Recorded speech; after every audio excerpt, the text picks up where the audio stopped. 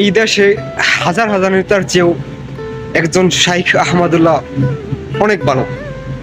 দেশের যে কোনো পরিস্থিতিতে, বন্যা হোক, দুর্যোগ হোক, প্রাকৃতিক কোনো দুর্যোগ হোক বা ঈদ হোক, কুরবানি হোক, সবসময় আগে আসে নিজের স্বার্থকে পিছনে রেখা। এটা হচ্ছে আসল দেশপ্রেম, আসল নেতা।